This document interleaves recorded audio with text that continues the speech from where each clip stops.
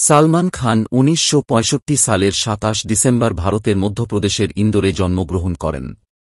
তিনি চিত্রনাট্যকার সেলিম খান এবং তার প্রথম স্ত্রী সুশীলা চরকের পরে সালমা খান নাম গ্রহণ করেন, জ্যেষ্ঠ পুত্র।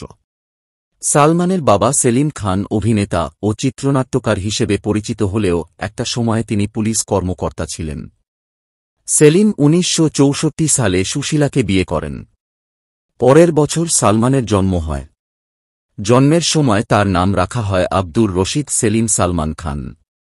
পিতার দিক থেকে তার পূর্বপুরুষগণ ছিলেন বর্তমান পাকিস্তানের সুরাত উপত্যকার আলাকোজাই পশতুন, যারা ১৮০০ এর দশকের মাঝামাঝি সময়ে মধ্যপ্রদেশের ইন্দোরে অভিবাসিত হয়ে এসেছিলেন।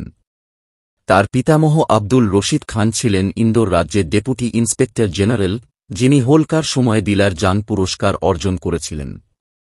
সালমানের মাতা মহারাষ্ট্রীয়, তার পিতা বলদেব সিং চরক জম্মু কাশ্মীরের একজন দুগরা রাজপুত ছিলেন এবং মাতা মহারাষ্ট্রীয় ছিলেন।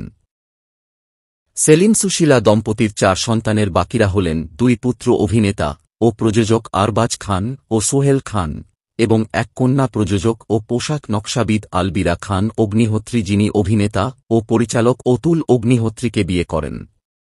১৯৮১ সালে দ্বিতীয় বিয়ে করেন সেলিম খান। তার দ্বিতীয় স্ত্রী বলিউডের অভিনেত্রী হেলেন। বিয়ের পর কন্যা অর্পিতা খানকে দত্তক নেন সেলিম হেলেন দম্পতি। শিক্ষা জীবন। সম্পাদনা। সালমান খান গোয়ালিয়রের সিন্ধিয়া স্কুলে পড়াশোনা শুরু করেন। সেখানে তিনি ও তার ছোট ভাই আরবাজ কয়েক বছর পড়াশোনা করেন। এরপর তিনি মুম্বইয়ের বান্দ্রার সেন্ট স্ট্যানিসলস হাই স্কুল থেকে তার স্কুল জীবন সমাপ্ত করেন। পরে তিনি মুম্বইয়ের সেন্ট জেভিয়ার্স কলেজে ভর্তি হন, কিন্তু পড়াশোনা সমাপ্ত করতে পারেননি। স্কুলে পড়ার সময় বহুবার সাঁতার প্রতিযোগিতায় চ্যাম্পিয়ন হয়েছেন তিনি। ভারতের প্রতিনিধি হিসেবে তিনি দেশের বাইরেও সাঁতার প্রতিযোগিতায় অংশ নিয়েছেন। সালমান খানের উচ্চতা ৫ ফুট ৬ ইঞ্চি। তবে কম উচ্চতা কখনোই তার সাফল্যে ভাটা পড়তে দেয়নি।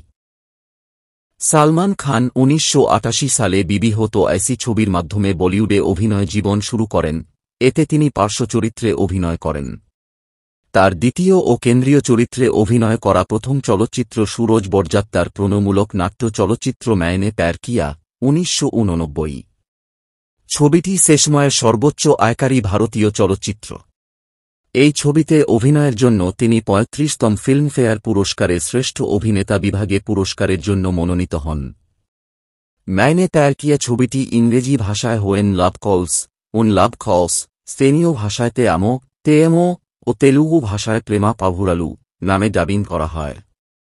১৯৯০ সালে সালমান অভিনীত বাঘি আ রেবেল ফর লাভ ছবিটি বক্স অফিসে সফলতা অর্জন করে। পরের বছর তার অভিনীত ৩টি চলচ্চিত্র পাথর কে ফুল, সনম বেওয়াফা ও কুরবান মাঝারি মানের ব্যবসা করে। একই বছর তিনি সঞ্জয় দত্ত ও মাধুরী দীক্ষিতের সাথে প্রণয়মূলক নাট্যধর্মী সাজন চলচ্চিত্রে অভিনয় করেন। ১৯৯৪-৯৯ হাম আপকে হ্যায় কৌন ও অন্যান্য। সম্পাদনা। ১৯৯৪ সালে সালমান রাজকুমার সন্তোষীর আন্দাজ আপনা আপনা ছবিতে আমির খানের সাথে শ্রেষ্ঠাংশে অভিনয় করেন। মুক্তির পর চলচ্চিত্রটি বক্স অফিসে ব্যর্থ হলেও পরবর্তীকালে এটি কাল্ট তকমা লাভ করে। পরের বছর তিনি পুনরায় সুরজ বরজাত্তার পরিচালনায় প্রণয়ধর্মী হাম আপকে হ্যায় কৌন এ মাধুরী দীক্ষিতের বিপরীতে অভিনয় করেন। ছবিটি ১৯৯৫ সালের।